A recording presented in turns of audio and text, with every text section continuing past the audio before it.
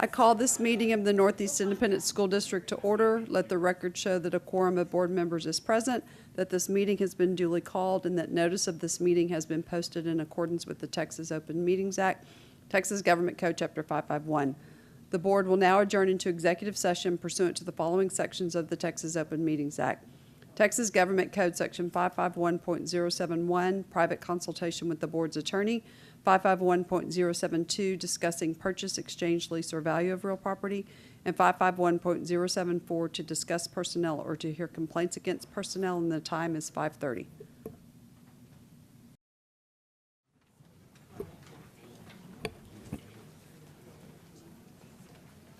The board will now reconvene into open session. The time is 6:15. On behalf of the trustees, I would like to welcome you to this evening's meeting of the Northeast Independent School Board. This is a business meeting of the board held in public. We appreciate your attendance and request your respectful attention. We welcome your comments during the matters from the floor section of the agenda. If you signed up to address a specific action agenda item, you will be called at that time. Finally, I would like to remind you that it is the mission of Northeast to challenge and encourage each student to achieve and demonstrate academic excellence, technical skills, and responsible citizenship. Item 5, invocation and pledge of allegiance. A, Tex Hill Middle School, Dr. Reiniger.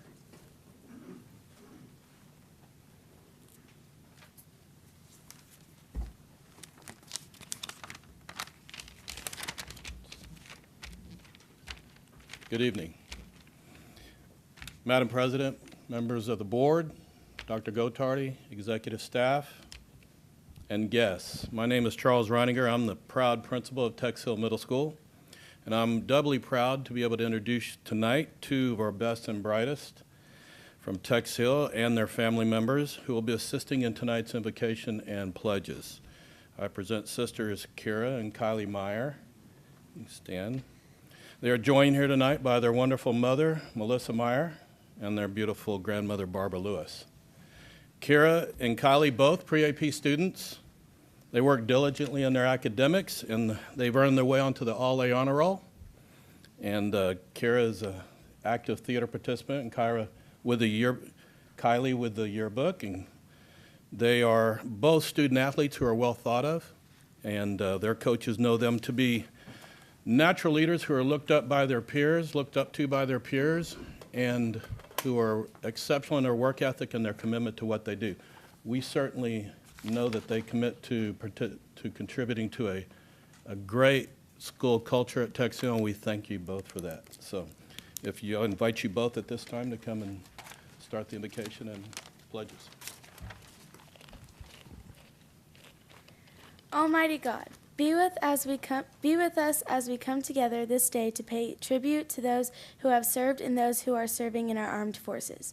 We are grateful for their dedication and commitment and the countless selfless acts they have performed and the sacrifices of their families so that we might continue to enjoy freedom. We thank you for their service to their nation, their commitment and service to their families, to their communities, and to the society in the years since they served. We remember all those today that have served and continue to serve with great reverence and thanksgiving. We thank you today for all your blessings, for the successful outcomes of our school events, and for all our staff members, both the teaching and support members. We ask that you bless them abundantly. Be with our members today in their deliberations and help them to be wise in the decisions they make for the good of all those who have placed their trust and confidence in their leadership. Give them insight to lead with integrity, that their decisions may reflect what is right and good. Thank you for being our source of guidance today. Amen. Please stand for the Pledge of Allegiance. I pledge allegiance to the flag of the United States of America and to the republic for which it stands, one nation, under God, indivisible, with liberty and justice for all. Honor the Texas flag. I pledge allegiance to thee, Texas, one state, under God, one and indivisible. Will you please come forward because we're going to take a picture? Thank you.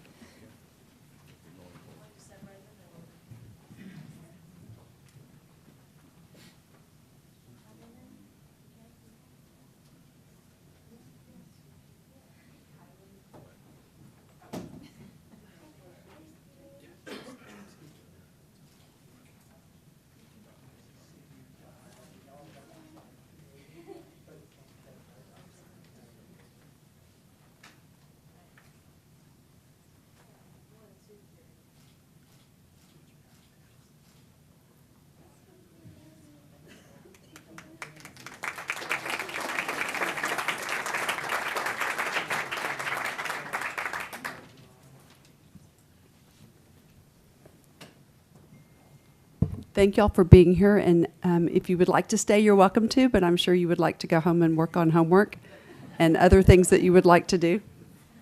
So thank you again for being here. Stay warm.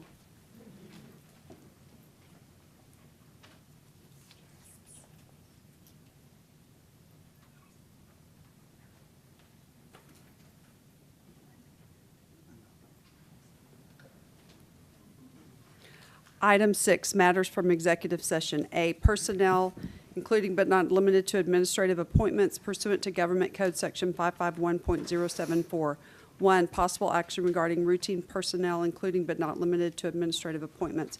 Do I have a motion to approve as discussed in executive session? So moved. Thank you, Mrs. Hughey. Do I have a second? I'll second. Thank you, Mr. Hasso. All those in favor say aye. Aye. Opposed, the motion carries. Item 2, possible action regarding proposed recommendation for termination of Chapter 21 term contract employee. No action. Item 3, introductions. Dr. Gottardy. Thank you, Madam President, board members, and guests. I would like to introduce our new Director of Records Management for the Procurement and E-Commerce Department, Mrs. Julie Sitton. Here she is. Ms. Sitton joined the Northeast family in 2008. Prior to being named Director of Records Management for Procurement and E-Commerce, she was the P card administrator for Procurement and E-Commerce. Ms. Sitton received a bachelor's degree in psychology in 2003 from the University of Central Oklahoma. Ms. Sitton has 19 years in education. Congratulations.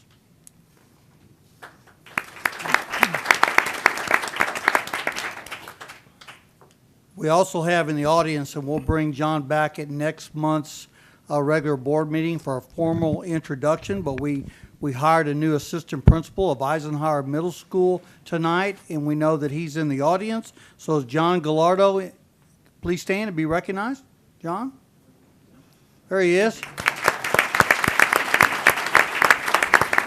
Congratulations, John. We also have a Boy Scout here who's earning his badge in citizenship in the community from Eisenhower Middle School. We have Joaquin Lopez, Troop 66. There's Joaquin.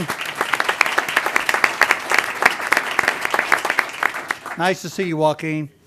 That concludes our introductions. Thank you, Madam Okay. President. Thank you very much. Item B, possible action on the purchase, exchange, lease, or value of real property pursuant to Government Code Section 551.072. No action. C, possible action regarding consultation with board's attorney pursuant to Government Code Section 551.071. 1, possible impending litigation. No action. Item 7, recognitions. A, National Healthy Schools Award recipients. Mr. Clary. Madam President, members of the board, Dr. Gottardy, executive staff and guests, Ms. Sharon Glosson, our executive director for school nutrition, is at the podium to make this presentation. Hi, good evening. Before we do the actual presentation, I invited Ms. Fancy Flores from the Alliance for Healthier Generation to join us so that she could tell you about the award that these two campuses have received and how difficult and how important this award is for the students at these two campuses. So, thank you very much for the opportunity to help recognize two of your America's Healthiest Schools. I've had the pleasure of working with Northeast ISD for the past 5 years through the Alliance for a Healthier Generation. And since 2010, 36 of these awards have been presented to Northeast schools, ranging from the bronze all the way to the gold level. And because of your dedication to the health and wellness of your school community, it's made it very easy for me to brag on Northeast when I travel around the state or the country, talking to other schools and districts about their health and wellness initiatives. And I know I can always refer back to Northeast and the things that y'all are doing. In fact, I was at doing a presentation at the Harris County School Wellness Leaders Association, and I was talking about Northeast ISD. So I definitely have bragged on y'all a lot around the country. So this year, 461 schools across the nation were named America's Healthiest Schools by the Alliance for a Healthier Generation. Of those 461, 95 are from Texas and 2 being from Northeast ISD. So schools must meet a rigorous set of standards in order to be named to one of America's healthiest schools. They have to meet criteria in physical education, physical activity, policy, employee wellness, nutrition. All of these things play into this award, and there's 3 levels: bronze, silver, and gold. And of course, the higher the level, the stricter the requirements are for the award. But all the schools must meet things like exceeding federal nutrition standards in the school nutrition department, providing a minimum of 20 minutes of daily recess for all grades at the elementary level, implementing district wellness policies, which that is something that y'all are very strong in. Believe me, I work with a lot of districts. Y'all have a very strong district wellness policy. And also students have to be provided at least 60 minutes of physical education each week and have opportunities for physical activity every day. So congratulations to Montgomery Elementary on receiving the Bronze Award and Harmony Hills Elementary for receiving the Silver Award. And we believe every child deserves to go to a school, to go to a district that not only puts emphasis on their academic success, but their overall health. And so thank you very much for your commitment as a district to the health of your students, your families, and your staff here. So thank you. Thank you.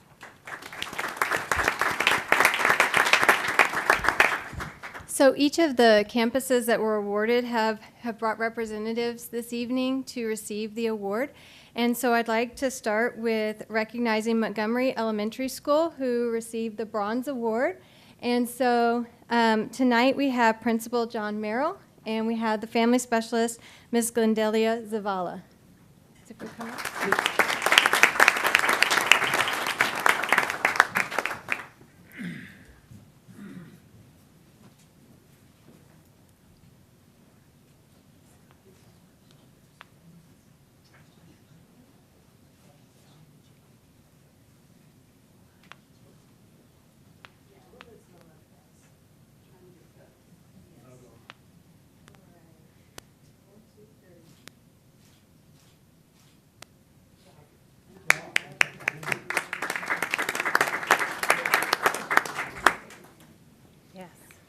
And then next we have several representatives from Harmony Hills Elementary who received the Silver Award. We have Principal Philip Bennett, Kimberly Charles, Alice Pierce, and Peter Lineweber.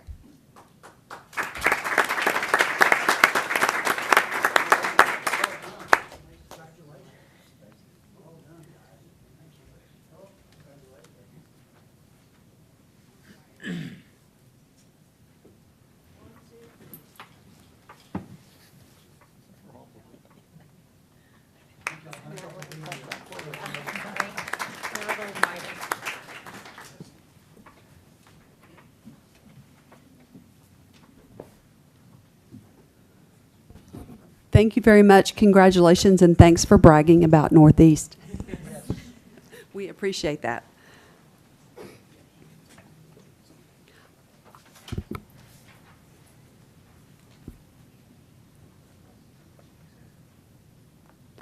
Item 8, presentations. A, 2018 Bear County Do the Right Thing Challenge. Dr. Newman. Thank you, President Grona, members of the board, Dr. Gottardy, executive staff, and guests. At this time, I'd like to call Mr. John Bojesko, the principal of Gardner Middle School, to address the Do the Right Thing Challenge. Good evening, Madam President, board members, Dr. Gottardy, and executive staff. It's an honor to be able to stand up here in back-to-back years to honor and celebrate some former Garner students.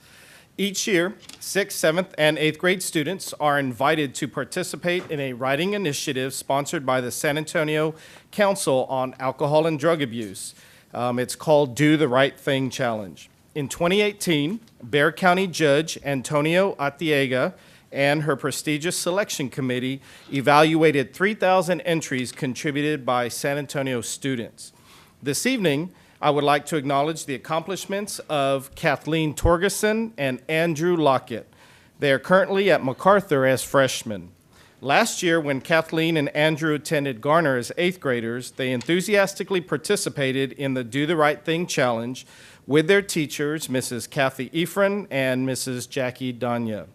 Both students' essays were acknowledged with the highest honor of Ambassador Girl and Ambassador Boy, and both students received an all-expense-paid trip to Washington, D.C. this past summer to represent San Antonio and the national campaign to stop violence.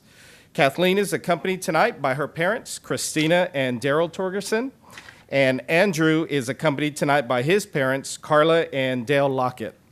MacArthur High School Principal Pete Martinez is also attending tonight to honor his students' efforts. At this time, I would like to invite Kathleen and Andrew to the podium to share some highlights of their trip.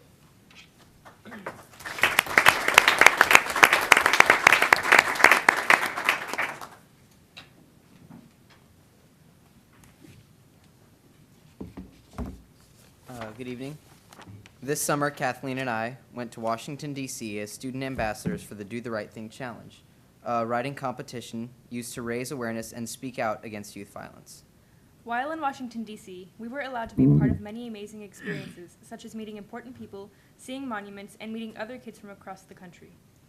During our tour of the nation's capital, we met with Congressman Lloyd Doggett and Joaquin Castro, with whom we exchanged business cards and discussed the importance of our mission against violence. Later, we visited the Supreme Court and the Library of Congress, where we listened to multiple guest speakers and dedicated a leather-bound book of all winning essays into the National Literature Collection. That same night, we had dinner at the Kuwait Cultural Center, where we met the Kuwait ambassador to America, and the two men who gathered money for the foundation that funded the entire challenge. On the final night of our visit, all parents, ambassadors, and teachers were invited to a formal dinner where we heard speakers such as Carla Hall, Caleb B. Green, and even 3 of the Harlem Globetrotters. This dinner was an unforgettable way to close our amazing night and visit to our nation's capital. Finally, I would like to give a large thanks to NEISD for giving me the educational foundation and opportunity to participate in the Do the Right Thing Challenge and for allowing us to speak tonight.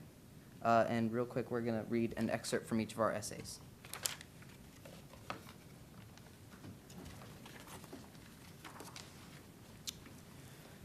We all must do one simple thing, and that is to not forget violence as if it is perfectly normal. We cannot pretend that fighting is a commonplace occurrence that is to be expected. We cannot pretend that shootings are simply bound to happen. Most importantly, we cannot pretend that we have nothing to do with this problem. Everybody has their own duty to fulfill.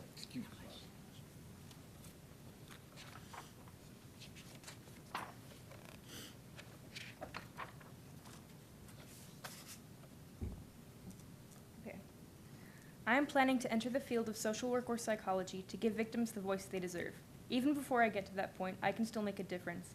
Taking time to really listen to somebody, being kind, and leading by example are 3 small gestures that can positively impact someone's life. There are millions of children who need our help, and it is time to stop avoiding it and answer their calls. All right, thank you. Thank you very much.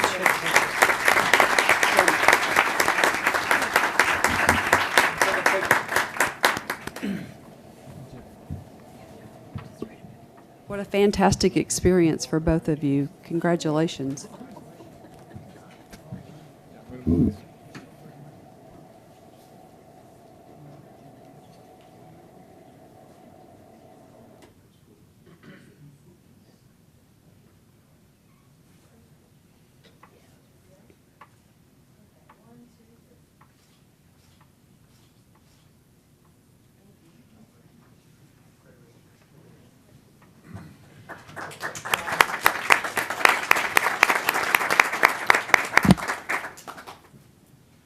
Congratulations again.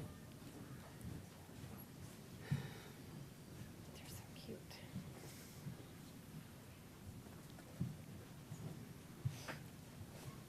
Item 9, new business for possible board action. A, operating procedures. 1, possible action regarding updated board operating procedures. Do I have a motion to approve the changes that were discussed at the October 29th, 2018 special board meeting regarding the board operating procedures? So moved. Thank you, Mrs. Winkley. Do I have a second? Second. Thank you, Mr. Trevino. All those in favor say aye. Aye. Aye. Opposed, the motion carries. Item B, board policy. 1, possible action regarding board policy FFAC local.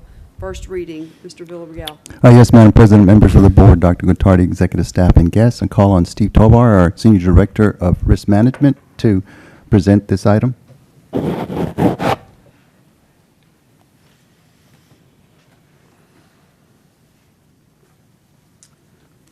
Good evening. Good evening. After hearing those two young students speak, makes it a little difficult to come up here. They were both great. Tonight is the first reading on this FFAC local. There are two major changes in this local policy. The first one was to follow recommendation from TASB to move some of the language from the local policy to our regulations. And the second part was to enable campus staff that are authorized and trained to administer epinephrine and after school or before school events. And that's the times when a nurse is not there for an emergency situation.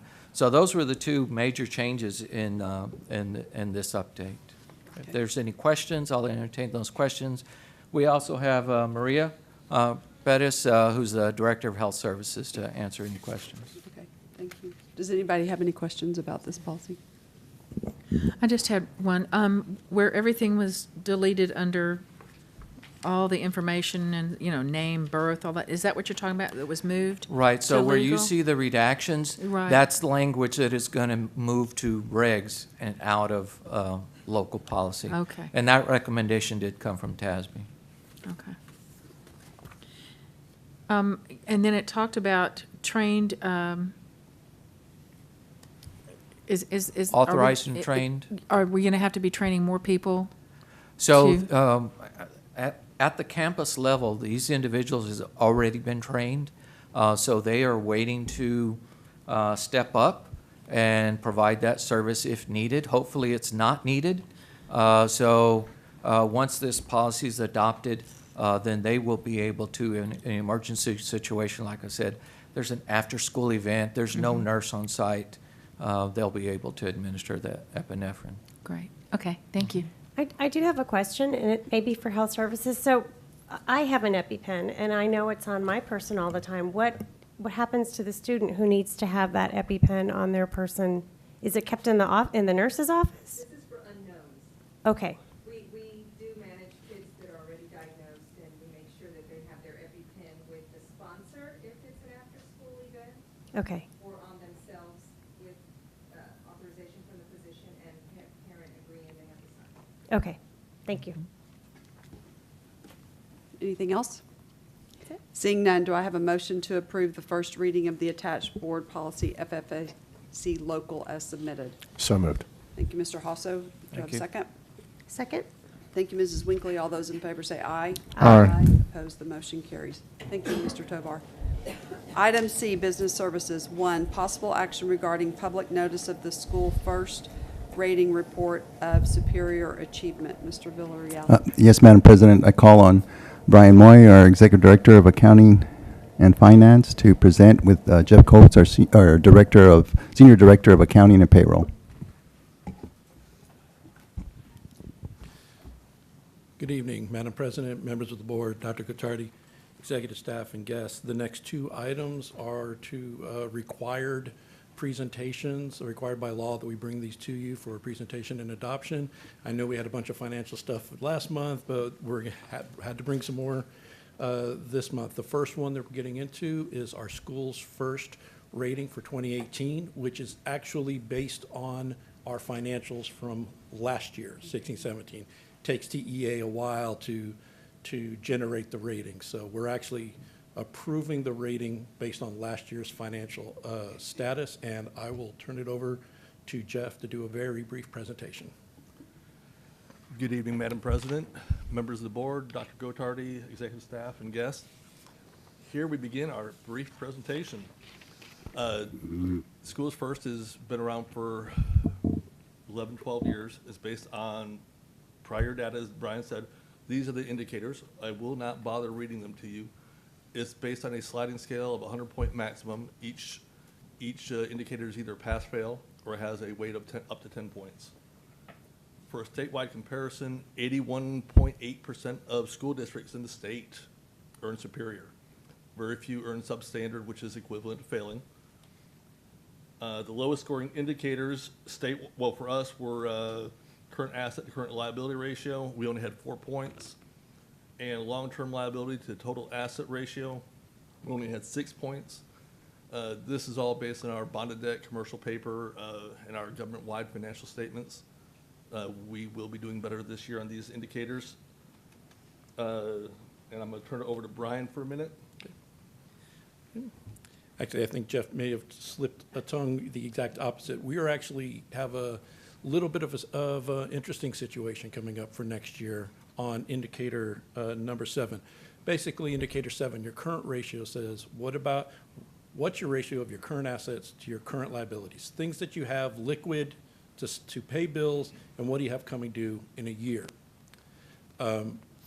Based on my preliminary read of what the scoring system is going to be for next year and the financial statements that you're going to adopt in the next board item, we probably are only going to score 2 points on this indicator, which if we get the same 6 points that we did on indicator 8, that will bring our total score below 90. We're going to have to appeal this. The reason why this brings the score as low as it does is because for TEA standards, our $96 million that we had outstanding in commercial paper is considered a short-term liability. So that brought the liability part of the ratio very high. So it brought down the actual current ratio. If you want to move ahead. Oops, sorry. We both hit at the same time. There are 3 reasons why this is not a good indicator for TEA standards. Number 1, you should not be including debt service in that. There's already an indicator that says, do you have enough money in your debt service fund to pay all your bonds? Yes, we got a full 10 points on that. The current ratio should really be a matter of your operating. Do you have enough operating funds to cover your operating liabilities?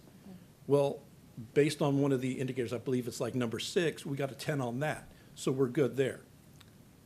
Second, it's a debt service expenditure. When you approve us for going out for these different bond issues, I don't know if you notice in the title, it says unlimited taxed school building bonds. That means even if, it's not going to happen, but even if property values were to dip 30%, we can raise the INS tax rate to whatever it needs to be to make those debt payments. So what does it matter what the ratio is on an on an item that's going to be paid with an unlimited tax? It doesn't belong in the ratio. Third, just 12 days after June 30th, we converted, as we're supposed to do, what the commercial paper is there for, we converted the commercial paper into long-term debt. So to free up the line of credit to be able to start issuing commercial paper for cash flow again for the next year. If that had been considered long-term debt instead of short-term debt as of June 30, we would be fine. Third, the commercial paper program, which is bringing us down on this indicator, is set up to save taxpayers money. We don't issue debt unless we need the cash. That saves us on interest costs. I could have gone out to the market and sold bonds to take down the commercial paper in June, so the balance would have been 0 on June 30. But I already had a bond issue I had to do in July for closing on 8/1 to refinance the 2016 variable rate bonds that were due. If I would have done that in 2 separate transactions, the district would have been on the hook for hundreds of thousands of dollars of closing costs twice instead of once. It just didn't make sense. But unfortunately, based on the scoring matrix that TEA has under the current structure, we will not be superior. And I hope that they will just understand the appeal that we will do next summer and see how this was really actually more advantageous for the district, even though it, just by their letter of the law, it's a B instead of an A. And that brings us to the end. Any questions? I do have a question. Have there been appeals in the past, and how successful have districts been, or have we been with appeals? We have never had to appeal. This will be the first time that we've never been superior. Okay. And I know that when we receive our scores in the summer, it gives a timeline to appeal, but we've just never had. So I don't know what the results of appeals are. The one downside is when the commissioner was changing the rules for future years of Schools First, I submitted several comments for things that I thought that they were structuring wrong. And if their responses to my comments were any indication, I'm not real optimistic on that. And so what does this do to us financially, not having that superior? It does nothing. Okay. It's in terms of like Moody's or Fitch, in terms of our credit rating, they do their own analysis. Okay. And they do a much more broad analysis than this strict, just fill in the blank thing that TEA does. And we're not talking about going to like a D or a C. We're talking about a 90 to an 88. Okay. So the trade-off, like Brian was saying, you're saving thousands of dollars of interest costs for 2 points in a rating that really doesn't merit a lot of attention to the financial, businesses. When we go to sell bonds, it doesn't affect our ratings. So. Okay.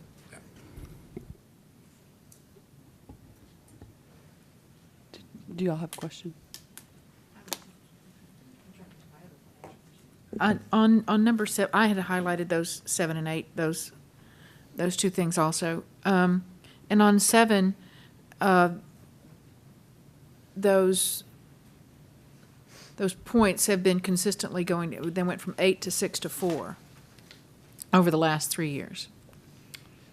Yes, and that is, we had no outstanding commercial paper a couple of years ago. Then we had some in 17, and then again, we're going to have some more in 18. A lot of this is timing. When you say, what is your balance as of June 30, it may not have been what it was on June 25th. It may not have been what it was on July 5th. So a lot of this just has to do with timing. Are other districts facing the same situation? Not specifically with commercial paper, because there's only 2 or 3 districts in the state that are sophisticated enough to handle a commercial paper program. Okay. All right. Thank you. Did you have a question or comment?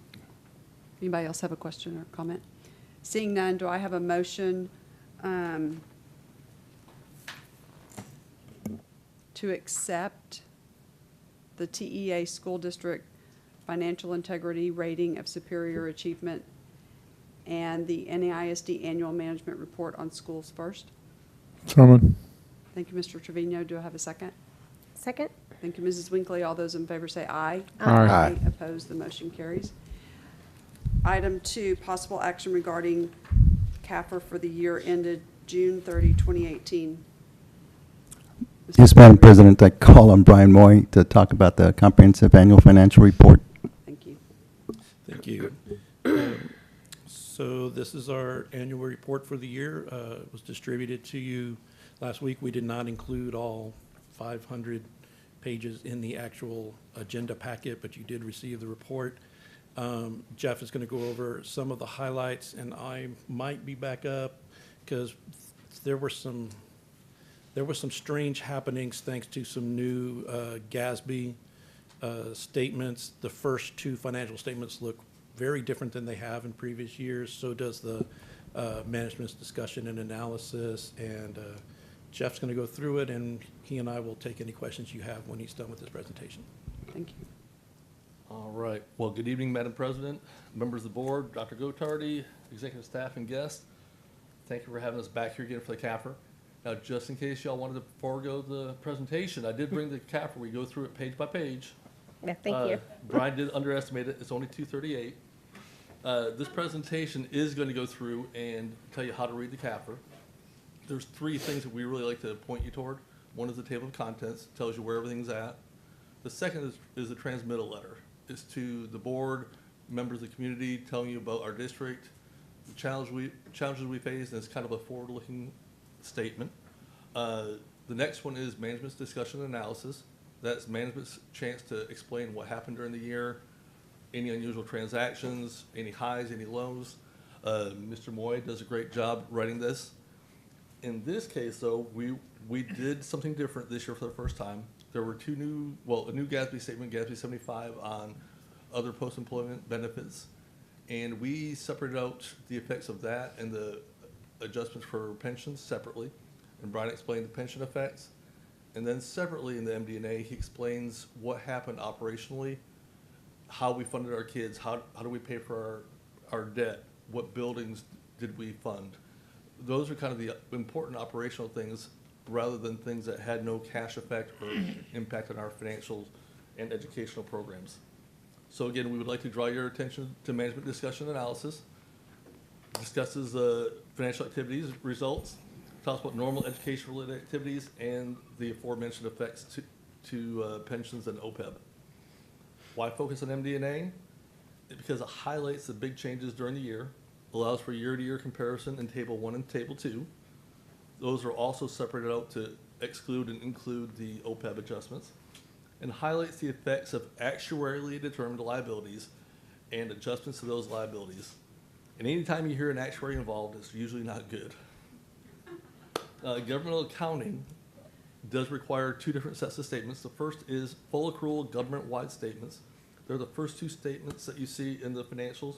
They're A1 statement of net activities, or statement of net position, and also the B1 statement of activities.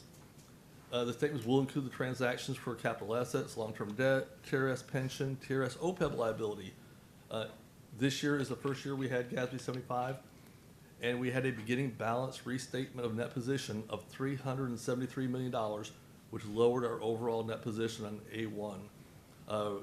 If you looked at A1 in your board packet, we now have a negative net position because of these adjustments that does not really reflect our financial position from operations. So for pension and OPEB, the Governmental Accounting Standards Board, GASB, concluded that all entities participating in the multiple employer cost-sharing pension plan, TRS, should record a proportionate share of total expected future pension plan payments. That is a mouthful. In 2015, we recognized a beginning liability of that of $86.4 million.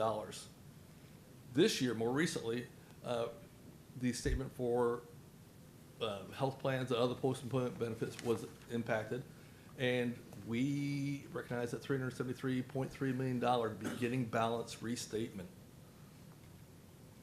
These are not liabilities that the district controls. We cannot set the rates that we pay into it. We cannot set the benefits. We cannot determine, we can't impact the investment earnings on these plans. And these are estimates based on several actuarial assumptions based on how long someone's going to begin with the district and stay employed. They take into account people who start with the district and leave, how many people are going to retire, at what age, what the medical costs are going to be in 30, 40 years, and that's what our liabilities are based on. We're not under any statutory requirement to pay these balances. All we do is we pay the TRS mandated contribution rates, which is based on actual payroll. But these liabilities are subject to significant swings annually. If you look at the June 30, 2017 balance for pensions, we had $146.4 million balance as of the end of June 30, 2017. This year it was $119 million, a decrease of $27 million. OPEB, we had that $373 million beginning balance. During the year, that decreased to $212 million, a decrease of $160 million, or 43%, for something that we don't control. Why are there significant swings?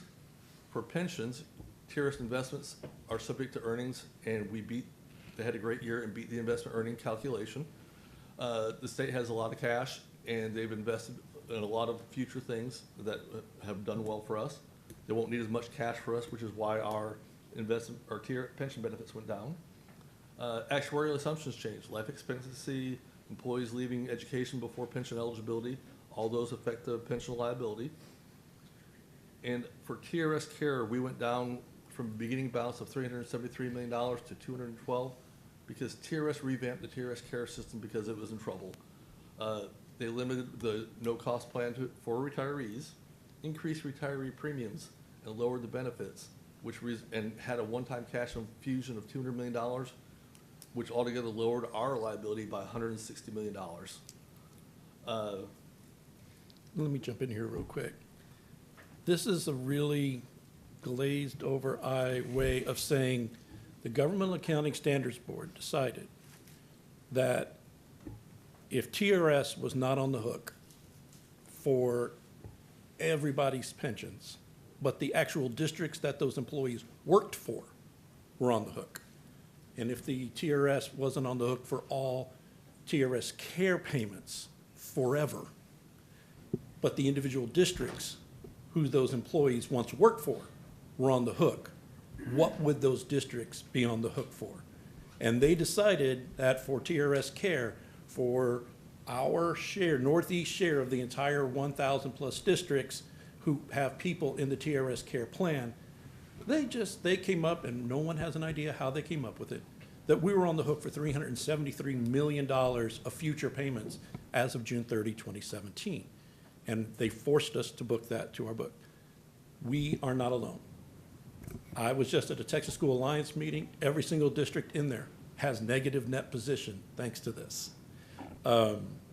There will be very, very few. I mean, you may have like a Highland Park who had, over a year of fund balance sitting there that even this humongous transaction couldn't offset, that would put them in a positive. But they would be, I bet you it was less than a handful, less than 5 districts in the state are not in the same shape we are. And this is not something, like Jeff said, we are required to pay. It's something for 2 statements in our entire CAFR, we are required to show as if we were on the hook to pay, not that we are on the hook to pay. So it really, unfortunately, basically kills any meaning of the first 2 pages of the financial statements in the CAFR. Okay, move on. All right. Now we're going to get to some familiar statements, ones that y'all are used to seeing. These are the fund levels financial statements. C1 is the governmental funds balance sheet. It goes over general fund, debt service, capital projects, and the other governmental funds. C3 is the governmental funds, revenues, expenditures, and changes in fund balance. This is a standard balance sheet income statement that you've seen for a long time. We also have budget to actual statements, general fund, budget to actual, debt service, budget to actual, food service, budget to actual. You see the results of these funds on a continual basis throughout the months. Highlighting the general fund budget to actual condensed, you'll see these numbers are very similar to what you saw at the end of June. Final budget was $533.5 million in revenue. Expenditures were $551.8 million. So budgeted net change of fund balance of a decrease of $19 million. Our actuals came in much better. We had $534 million in revenue and $534.4 million in expenditures, leading to a net decrease in fund balance of $291,000. And why did we get to this point? General funds ending fund balance is approximately 2.9 months of operations. The results are much better than expected in June. There were several things that happened. Late in the year, we had several opportunities to reclass expenditures from the general fund to federal funds, and so we took those. And also, budget managers spent less than anticipated. So kudos to our budget managers for being financially responsible. The debt service fund ended in line with expectations. Capital projects was another odd-looking duck this year. They ended up with a slightly negative fund balance. You don't normally see that. This is due to the commercial paper timing that Brian already talked about. At the end of the year, we had $96 million in commercial paper outstanding. What we didn't estimate were all of the commercial pay-apps that were going to accrue over the summer that were for work performed prior to June 30th. Those exceeded our expectations. And so that's what caused this, but we issued the commercial paper in July, just a couple of weeks after the end of the year. And so we were right back to a positive fund balance just shortly after the end of the year. Any questions? Anybody have any questions? No. All right, in this case, I'd like to introduce Mike Del Toro from ABIP PC, our external auditors.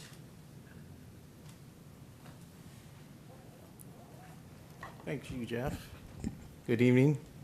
Here to present or talk about the audit results from this year's CAFR. On page 213, when you do get your bound book, there's a summary of auditors' reports in there. And there's basically 3 statements in there that belong to us, the independent auditors. The first is the independent auditor's report, which is in the front of the document, which basically says we were engaged to perform an audit in accordance with generally accepted auditing standards and government auditing standards with the objective of opining on the financial statements on whether they were in accordance with generally accepted accounting principles. They mentioned GASB 75 having to adopt that. They would have loved not to have adopted that, but they would not have gotten a clean opinion from us, the independent auditors. So the opinion is clean. They did adopt GASB 75. Despite their reluctancy and discomfort with it. So that is a clean opinion. It is an unmodified opinion. It's the highest level of assurance we can give on the financial statements as they're presented. The other 2 documents that belong to us is there's a report on internal controls. We call it the Yellow Book opinions because you are audited in accordance with government auditing standards. There's an additional report on internal controls that we must issue. We're happy to report that there were no findings on that report. It is a clean opinion as well. And then the third opinion that's in there is on the single audit. Obviously, you get a number of federal funds. We're required to conduct an audit in accordance with the uniform guidance issued by the OMB. This year's major programs were IDEA B and the Supporting Efficient Education, which is Title II, Part A? Yeah, Title II, Part A. Roughly about $12 million in federal funds that we audited out of the $52 million that you receive. So roughly about 23% of the funding we audited, and we found those to be in accordance with the compliance necessary. So that is a clean opinion as well. So all in all, the audit went very smoothly. Jeff, Brian, and Dan over there provided us everything we needed to conduct our audit, and their staff treated us well while we were in the field. So nothing but good reports to issue as a result. So I will take any questions that you have on the audit process. Does anyone have any questions for Mr. Del Toro? I'm sorry? No? Yeah, it was impressive. Thank you so much. Thank you to your firm. Hi, Janet. Thanks. Okay. Is that? We need to accept the. Right. Yep. But I mean, that's the end of the Yes, ma'am. presentation. Okay, great. Anybody have any questions overall regarding this? Seeing none, do I have a motion? It is recommended that the comprehensive annual financial report for the year ended June 30, 2018 be accepted, signed, and filed as required under law. Do I have a motion for that? So moved. Thank you, Mr. Hasso. Do I have a second? Second. Thank you, Mr. Trevino. All those in favor say aye. Aye. Opposed, the motion carries. Thank you again. Item D, consent. 1, internal audit. A, annual audit plan. 2, business services. A, tax roll approval. B, over 50,000 purchases. C, Central Texas Purchasing Alliance. D, ESC 20 Fiber Consortium. 3, operations. A, 2015 bond program, Ridgeview Elementary School re-roofing and roof-related work, project bid award approval. B, 2015 bond program, Northwood Elementary School re-roofing and roof-related work, project bid award approval. C, Las Lomas Elementary School Central Energy Plant Chemical Water Treatment Services contract bid authorization. D, Vineyard Ranch Elementary School Central Energy Plant Chemical Water Treatment Services contract bid authorization. E, easement dedication for drainage, streets, utilities, and various service agreements, Hidden Forest Elementary School campus. F, professional services contracts, construction contracts, and related contract amendments supporting the 2015 bond design and construction requirements. 4, amendment to September 10th, 2018 minutes. 5, October 2018 minutes. 6, end of consent. Do I have a board member wishing to pull an item from consent? Seeing none, do I have a motion to approve consent? So moved. Thank you, Mrs. Winkley. Do I have a second? I'll second. Thank you, Mr. Hasso. All those in favor say aye. Aye. Opposed, the motion carries. Item 10, reports. A, financial statement review of expenditures August and September 2018, that was provided for you. B, awarded bid report, that was provided for you. Item 11, matters from the floor. The trustees welcome comments from members of the public during this time of the meeting. Generally, board members do not respond to public comments during the meeting, although members may request further information or a future agenda item on a matter raised during public comment. As explained fully in the board's written procedures for this time, the matters from the floor portion is a limited public forum. Accordingly, speakers may present on a topic related to district business for up to 3 minutes, but are not permitted to make 1, personal complaints about an individual staff or board member that should be raised using the district's grievance policies, 2, a personnel action, 3, a student disciplinary matter, 4, a complaint about a particular student, 5, or pending litigation. Any person who persists in speaking on these topics after being directed not to do so will lose the remainder of their time to speak and may lose their privilege of addressing the board at future meetings.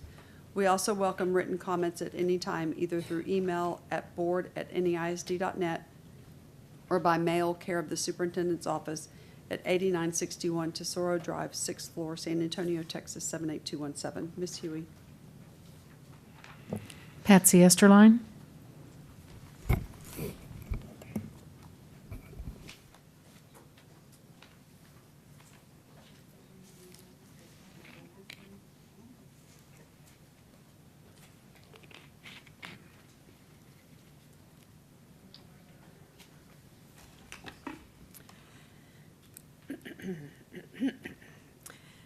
Good evening, Madam President, board members, Dr. Gottardy, executive staff, and guests.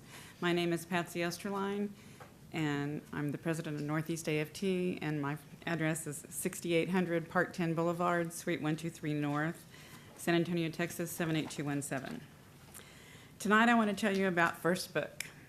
The publishing industry works with First Book to get access books to educators at a really low rate. The First Book Marketplace sells those books to educators and employees of government agencies that serve low-income areas.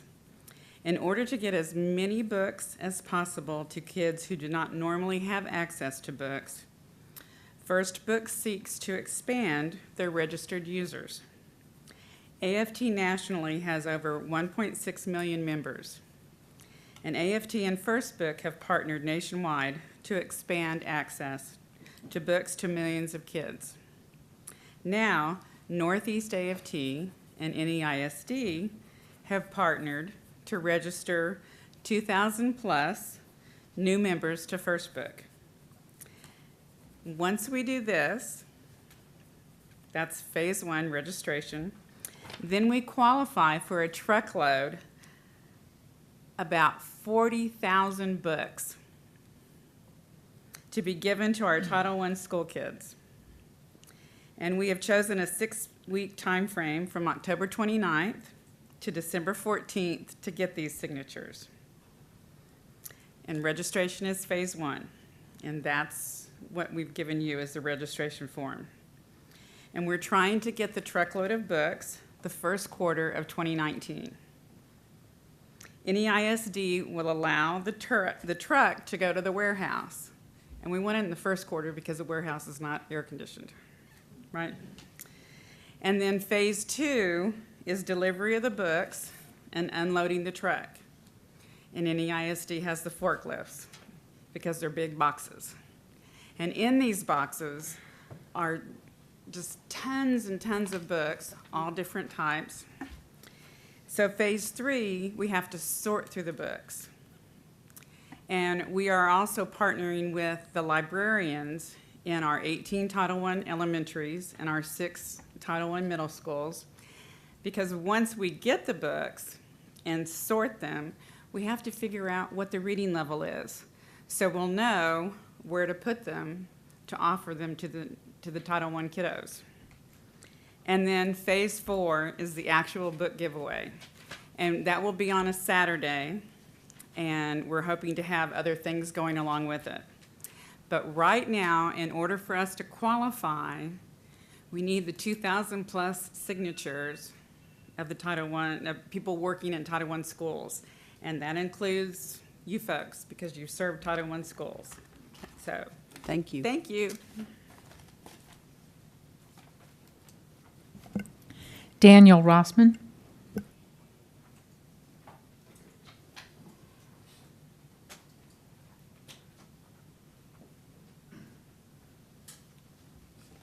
Hi, my name is Daniel Rossman. My daughter goes to Will you school please here. state your address for the record? Yes, 215 North Loop, 1604 East. Thank you. San Antonio. My daughter goes to school here in the Northeast Independent School District, and I just wanted to bring up the issue of charter schools, and because it's been in the news recently, and I wanted to thank Superintendent Gottardy for communicating directly with the mayor and the city council about the damage that charter schools are doing to our public schools, and to communicating to families in the district about the challenge that charter schools pose to our public schools. And also I wanted to thank city council members John Courage and Rebecca Villagrán for voting against subsidizing the expansion of the IDEA charter schools here in San Antonio. Thank you. Thank you.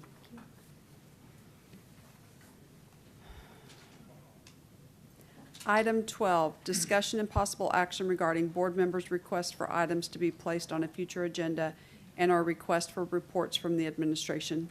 Do we have anything? Nope. Seeing none, item 13, adjournment, and the time is 7:12.